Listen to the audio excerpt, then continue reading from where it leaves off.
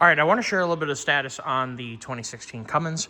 It did go in for a front locker. The front end is rebuilt. I have new U-joints up there.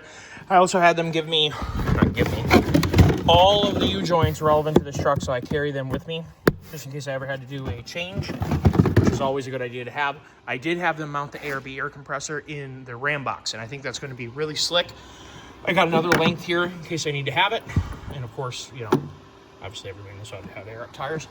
That is what it sounds like when it's just running a cooling fan. So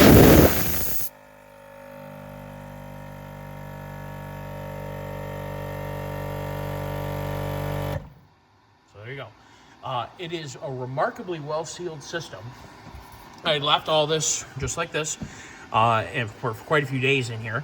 And when I hooked up this to this just a second ago, it still had pressure in it. So that's pretty impressive that the manifold is able to hold that much air that well. So I'm very excited about that. It is very compact. There's plenty of room here. No real concerns here. We could put a divider in. It looks like I might be able to even buy dividers for the Ram box to go right here.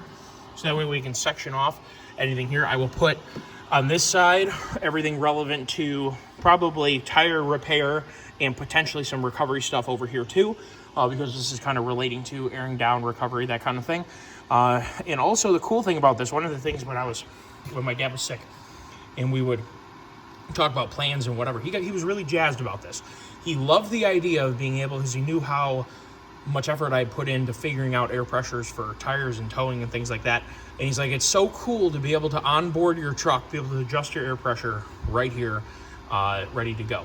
I did utilize the factory buttons for this setup. Number 3 button is for this, and then number 4 button is for the front locker. So that is super duper cool. It looks good. It's very clean. This should last, like a lifetime like this. Is very easy to service. If it has to be changed, I'm not staying on my head. Don't have to take anything apart. I think it's gonna be great. And obviously you compromise just a little bit over here. I've been storing the airline over there, and there's plenty of room to use this portion for more things. There are lights in here. I do need to look through. I think that they don't work. Oh, they do work. The lock for this has broke. Not the lock hasn't. The manual lock works just fine. The electronic actuator, which you can actually see, I was picking through this thing. Where is it? You can actually see where the little thing is broken. Right there. Oops. See the plastic there broken? So that's going to have to be, I'll take care of that.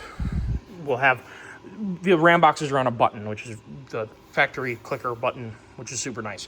So the truck now has, as you guys have already seen, the Diamondback topper, which is amazing and works super well with this tipped up. So you can have everything, stored within the bounds of this thing. And then very simply, be able to use your access to your doors and things like that. And so we have air on board. We have an air locker in the front. This came with, or my dad ordered it with, the factory Auburn limited slip. So this has a gear drive or a gear to gear limited slip, which is very similar to a Torsen setup. It is not my favorite setup, but for the uses of this truck, and yes, this truck is disgusting. It is freezing cold right now. I'm not going to power wash it with it this cold, because all you're going to do is power wash water into tight nooks and then it'll freeze.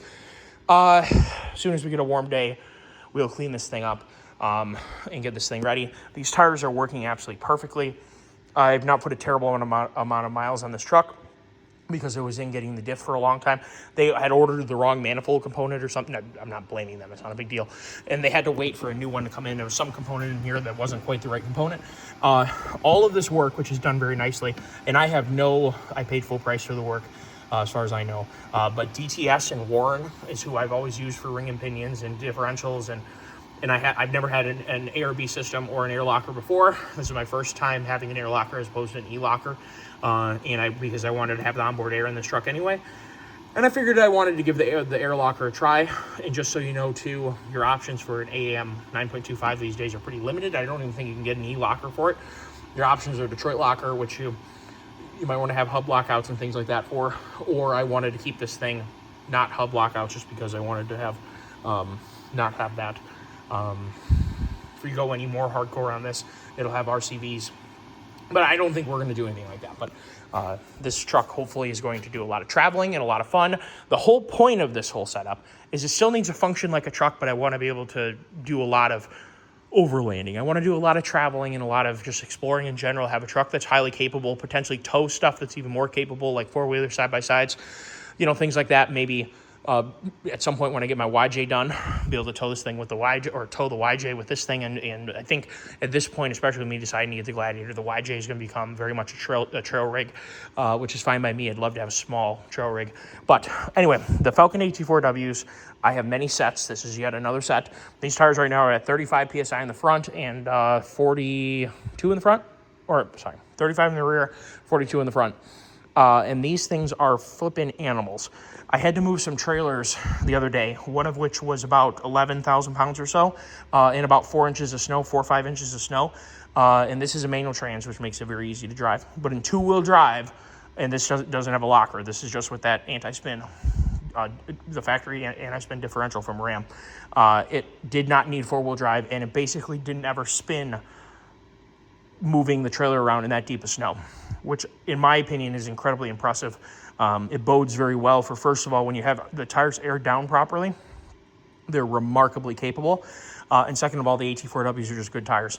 They work very, very well for me. I highly recommend them. So let me know what you guys want to see. Oh, winch and front bumper. I do not have it on yet. I did order the Weston HDX for this because I wanted to keep the front end kind of looking the way it does. I like the way this front end looks. And I didn't really want to change it up too bad. So we will install that here soon and get the HDX on with a winch on the front. And I did order a, what the heck did I order? I'll think about it. I'll think of it in a second, but a 12K synthetic line winch for this beast. It's not a Smitty-built. It's a super winch, I think. So we'll see how that goes. I think Weston actually owns them too. But anyway, so the truck is shaping up.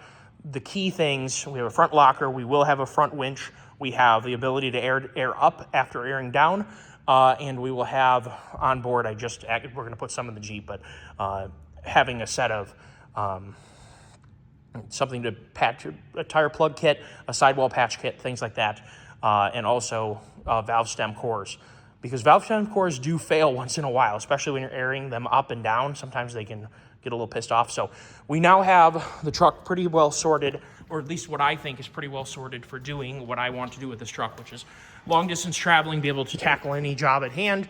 And I think that we're going to be in very, very good shape right now. We will see. I don't want to make this thing very tall. It has crossed my mind to put it on to a like a Thurin setup or whatever. I don't want to go any bigger on this thing. It's already too dang tall. I mean, the factory height is very tall. So I don't know that we're going to be changing or doing a lift kit anytime soon. Obviously, that would greatly improve handling dynamics. The biggest problem with an HC truck, I see people talk about this all the time. Why don't they make, high-performance suspension systems for the stock height? Because I understand and I agree with you. These things are already tall enough. Why the heck can't we just leave it alone? Well, the reason is because up travel is a really important part of suspension performance. And as you can see, there's not a whole lot of up travel built in here. We have, let me get my finger in here. We have, you can't see, about 1.5 inches, 1 3/4 inches of up travel from the axle perch to the, there's not a whole lot of room to work in here, to the